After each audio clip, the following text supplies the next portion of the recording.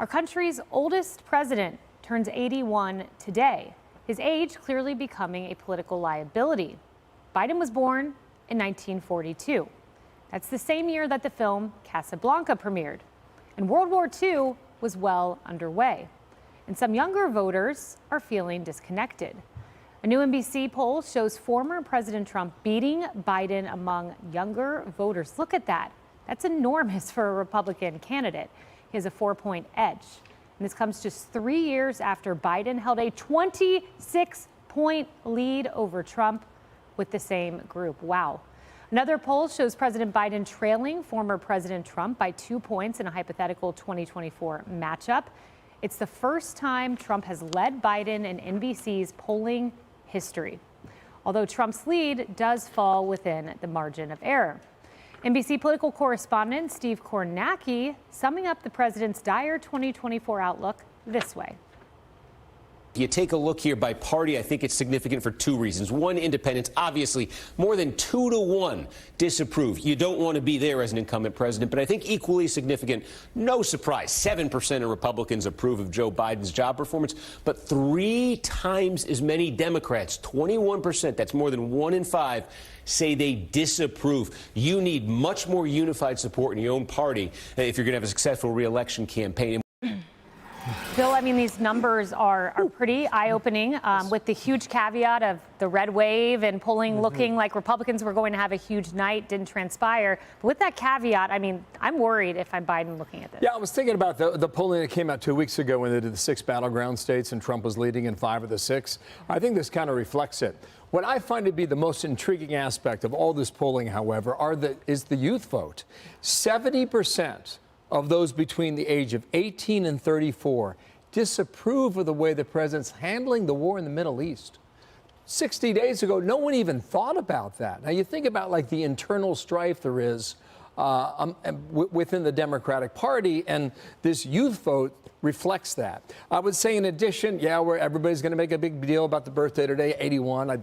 I hope I make it to 81, and I hope I'm happy. And Me too. I have a zest for life along the way. But the war is a big deal.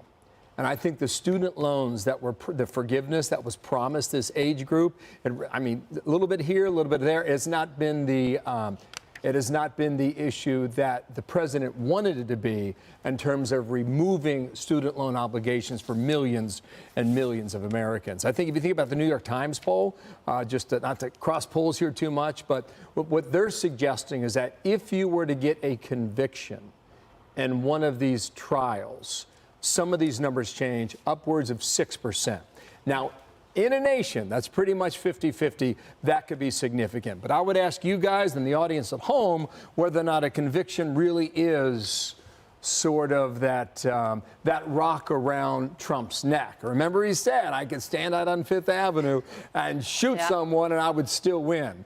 And I think thus far, if you look at Trump's approval ratings, the more these court cases happen, he just ticks up a little bit each time in each one of these polls. So watch all that. It's an X factor. You know, I always expect the October surprise. What's the one October surprise? Well, there are so many X factors, that being one among them, Biden's age being another.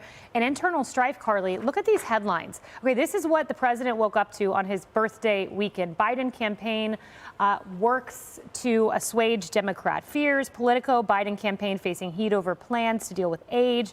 Wall Street Journal, Joe Biden turns 81 years old, running for re-election is in his condition is an act of profound selfishness. The first two, Politico and Washington Post, were based on interviews with 30 and then more than a dozen. Oh, boy. And that's why the White House Comms Department is like, oh, my gosh, please, let's focus on the turkey pardon. Last year, it was the wedding.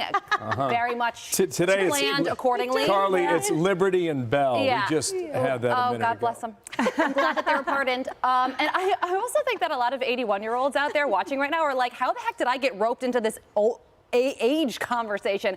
It's not about the age so much as his condition. That's really the big issue. And I'm glad that, Bill, you brought up that New York Times Siena College poll. that showed Trump winning in 5 of the 6 swing states, because it also showed, I think this is really interesting, that Donald Trump would lose in a head-to-head matchup with any other generic Democrat aside from Joe Biden. So Biden has said that the reason he's running for president is to keep Donald Trump out of the White House. How ironic that his presence in this race could ensure just that. Also, something to watch is Democrats' rebuttal to this age and condition conversation.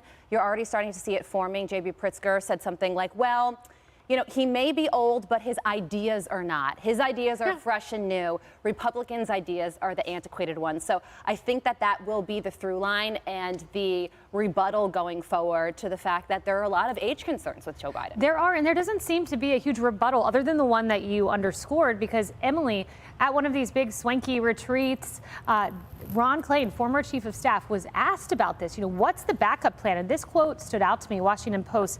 Klain's rebuttal was swift, recalled one attendee who spoke on the condition of anonymity to share candid details of the private event. The president is the party's nominee, Klain said, and a strong nominee at that. There is no backup plan. So to me, you know, I loved the Wall Street Journal's opinion calling Biden, you know, that act of profound selfishness for him to keep running. But to me, the profound selfishness is with the Democrat Party, the Democrat establishment, and this administration as a whole that failed to create a backup plan, that failed to gracefully say, you can find a narrative, you can shape a narrative, you can have an iota of your prowess, Kaylee, and be able to shape a narrative that says, with all due respect, of course our president is the candidate, and we have a robust stable of equipped people. Like, there hasn't been any. So the selfishness to me is the fact that somewhere along the line, then all of us regular Americans got lost in the shuffle. And there's further evidence of that. So we know that 20% of those that disapprove of Biden, they cite his mental acuity. So the fact that this administration thought, oh, we're going to get all those college kids by forgiving loan. Yeah. Oh, we're going to get all those college kids by bringing in a TikTok influencer. The amount of oversimplicity and overgeneralization that they treat every box that they pat themselves on the back on to have that box within their wheelhouse. I mean, it's sort of mind-numbing, and the numbers reflect people's sheer disappointment with that level of broad stroke painting. So the disapproval, record high in this Fox News poll. Men, 63%. Voters under age 45, 62%. Hispanic voters, 60%. Those with college degrees, 57%. And African American voters, 41%. The numbers are there if the Biden administration would have chosen to look at those people for who they were and what they represented rather than the color of their skin or the gender of their choice. Now, Kennedy, you know, again, a word of caution to Republicans, though. The Biden administration does have a good social media playbook. They pulled in the TikTok influencers ahead of the midterm elections.